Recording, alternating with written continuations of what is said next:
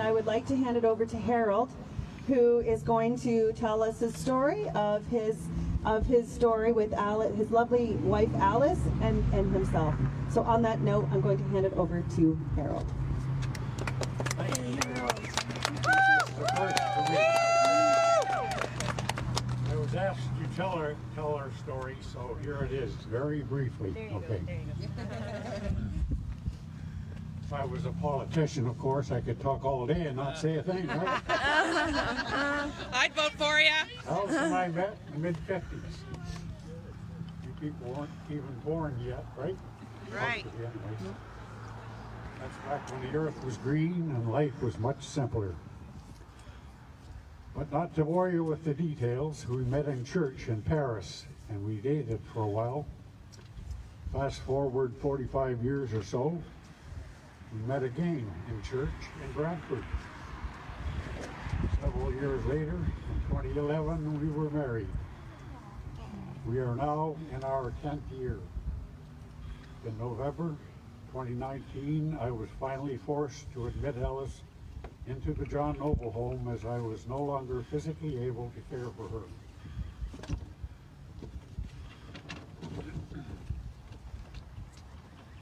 A short time into the lockdown, I contacted the mayor, as he is on the board of governors here,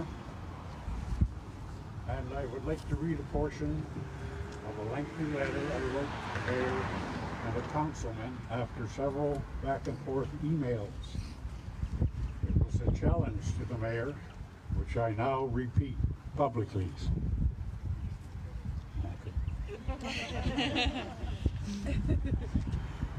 This letter is dated Wednesday, August the 5th, 2020.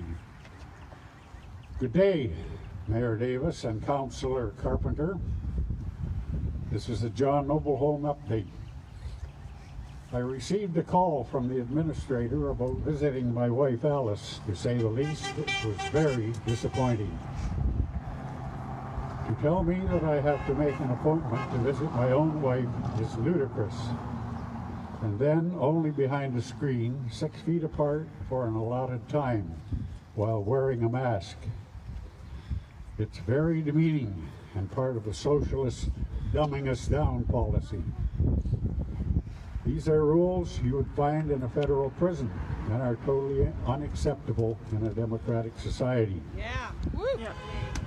For myself and many others that have loved ones in nursing homes that are now prisons, it has become very personal.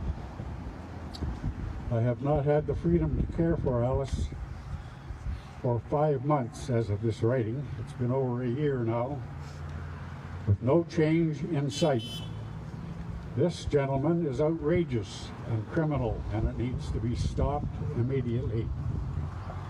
The only reason I admitted Alice into the John Noble home is that I could no longer physically care for her after 6 years with very little sleep and tremendous stress. Not knowing that after 5 months of admitting her, our freedom together would completely be cut off. The thought of waiting to see Alice in a coffin is nauseous. We need each other more now than ever. She is depending on me and thinks that I have deserted her. That is very stressful for both of us, and stress further compromises the immune system. Yes. Alice is failing faster since she has been deprived of the critical companionship, nutrition, sunshine, exercise, and fresh air that her body so desperately needs. I receive more frequent reports of her falling and pains, etc. When you deprive someone of the very thing they need to maintain health and to sustain life itself, and you have the answer and are refused access, that too is criminal and a form of killing, as sure as a slow drip of a poisonous substance.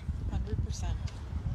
Alice and I set our wedding vows before God, not man, in which I promised to love her and care for her. Also, the words, "Let no man put asunder," were also said. I make no apology for being blunt. With me, it's black or white, truth or lie. There is no gray in between areas.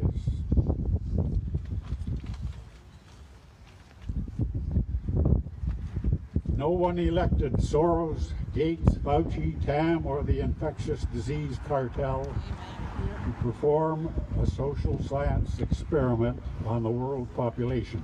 Exactly. Woo! Yep. When the people elected Trekkie Trudeau and his socialist cohorts, they had no idea what a travesty it would become. We are fast losing our freedoms. Many millions of lives fought and gave the ultimate price for our nation's freedom. Stop the ridiculous mask thing, which is nothing more than another dangerous form of control. Yep. People are slowly being suffocated, and they are already causing more health problems than the phony pandemic. Woo! Tell him, Harold. Of course, this is all by design. Marxist muzzles are what they are. Yep. No one has the right to force businesses to close and deprive them of their livelihood and the ability to feed their families. Many will not recover. Of course, the more dependency and handouts from the government, the more control they have. I could go on and on.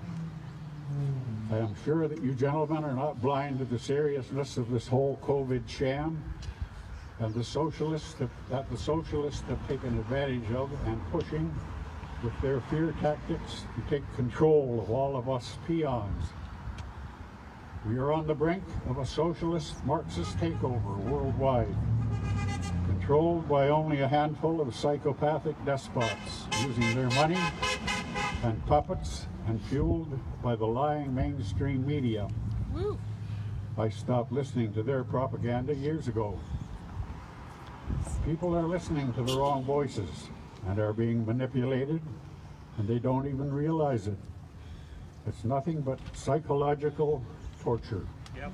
Amen. Amen to that. The very definition of deception is that those who are deceived do not know or believe they are deceived. The psychology of manipulation has gone very deep. This is the largest misinformation campaign, the largest psychological operation that has ever been conducted on mankind. They are using fear tactics to manipulate innocent people. It's all fear-based propaganda stoked by the lying leftist-controlled media. Absolutely. We must 100%. stop the fear. People deserve the truth, especially from their elected officials who seem to be in cahoots with the enemy instead of part of the solution. Mr. Mayor, this is your chance to shine. Your responsibility should be focused on the people of Brantford. Step up to the plate and tell your people the truth, and stop all of the communistic bylaws and fascist rules and regulations.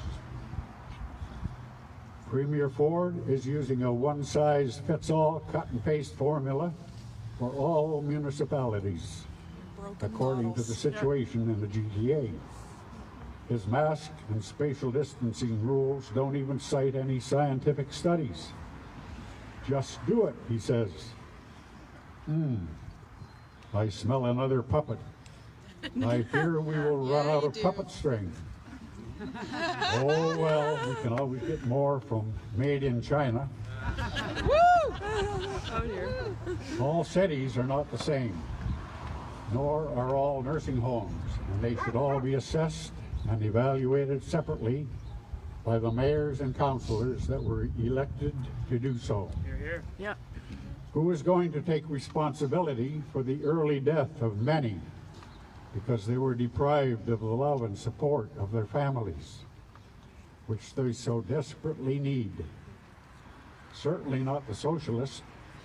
Their agenda is to depopulate the earth, mainly through forced jabs containing deadly toxins and brain-altering substances. Yes. Look what's happening in Africa, funded by Bill Gates. Do you think it's bad now? They're just getting started. They're coming to a street near you. Yep. We got into this mess by acquiescing to the illusion of power. What is the answer? Ceasing to do so. And then we'll see where the real power is, and it's not with the few. Yeah. Right. Want to see what's in the future? If we continue on this path, just study the past. 1930s, Nazi Germany comes vividly to my mind. This is the world, is this the world you want your kids and grandkids to grow up in? What will you tell them when they ask you what you did to stop it? It can be stopped very easily by just saying no. And oh.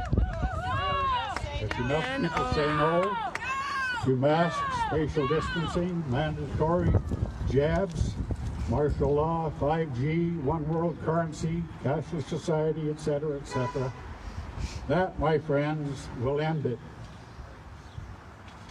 Yes, sir. We're almost done here. Take your time. Keep going. I need to have free access to my wife now, not later when she's not responding. It's my right, and I deeply resent being deprived of spending the last years on this earth together. When I reached out to you, Mr. Mayor, I thought you could help. Will you? Respectfully, expecting immediate action.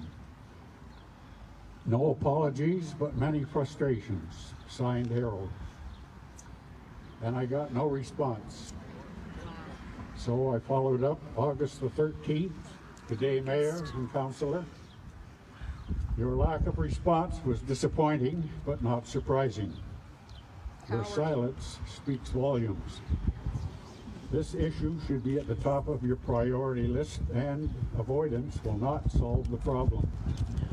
Avoidance of important issues is something I would expect from the socialists.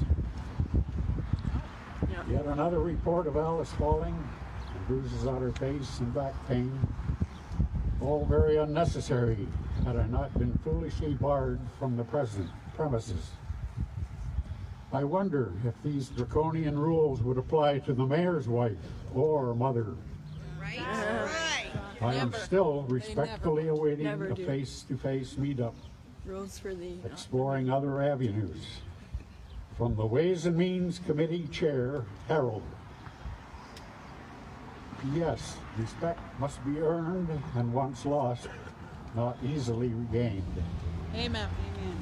Yes. Then, after stating that he and his councillors all feel that they are doing what is the right thing for the people of Brantford, he promptly blocked me from further communication. Shame on you. Wow. That's disgusting.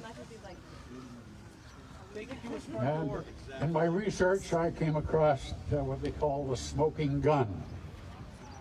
And this was sourced by me and compiled by me August 1st, 2020. Where is the proof that the virus exists? The CDC says it isn't available. This is the scam. Fake news, plus fake tests, plus fake death certificates equals fake pandemic. Yes. They are lying to you big time. Amen. 100%. The CDC document is titled CDC 2019 Novel Coronavirus 2019 nCoV Real-Time RT-PCR Diagnostic Panel. It is dated July the 13th, 2020. Buried deep in the document on page 39 is a section titled Performance Characteristics. We have this. Since no quantified virus isolates of the 29 nCoV are currently available, assays, which are diagnostic tests designed for detection of the 2019 nCoV RNA, were tested with characterized stocks of the vitro transcribed full-length RNA. The key phrase there is, since no quantified virus isolates of the 2019 nCoV are currently available. Every object that exists can be quantified, which is to say measured. The use of the term quantified in that phrase means the CDC has no measurable amount of the virus because it's unavailable. The CDC has no virus. A further tip-off is the word isolates. This means no isolated virus is available. Another way to put it, no one has an isolated specimen of the COVID-19 virus. No one has isolated the COVID virus, and therefore, no one has proved it exists. As if this were not enough of a revelation to shock the world, the CDC goes on to say they are presenting a diagnostic PCR test to detect the virus which has not been isolated. And the test is looking for RNA, which is presumed to come from the virus that hasn't been proved to exist. And using this test, the CDC and every other public health agency in the world are counting COVID cases and deaths. And governments have instituted lockdowns and economic devastation, using those cases and death numbers as justification. If people believe they have the virus, but it's not available, and you believe you have a virus, except it's buried within some other material and hasn't been extracted and purified and isolated, these same people also believe the moon is made of green cheese. This is like saying we have the $20 trillion. It is contained somewhere in our myriad accounts. We just don't know where. If you don't know where, you don't have the money. The car keys are somewhere in the house. You just don't know where. Really? If you don't know where, you don't know the keys are in the house. The missing cruise missile is somewhere in the arsenal. You just don't know where. No, if you don't know where, you don't know the missile is in the arsenal.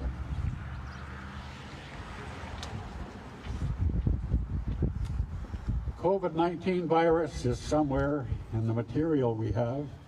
We just haven't removed it from that material. But we know what it is, and we've identified it, and we know its structure. No, you don't. You assume that. Science is not assumptions. But there is a study which says a few researchers in a lab isolated the virus. They say they did, but in July the CDC is saying no virus is available. I guess that means the trucks were not available to bring the virus from the lab to the CDC. The trucks were out of gas. It was raining. The bridge was washed out. The trucks were in the shop. Joe, the driver, couldn't find his mask, and he didn't want to leave home without it. Science is not assumptions.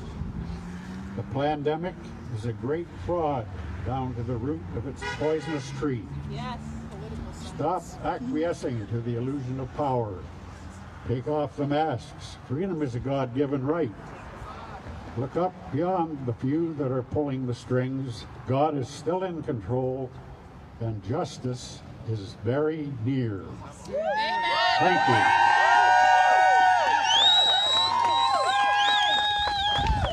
Thank you, Harold. Good job.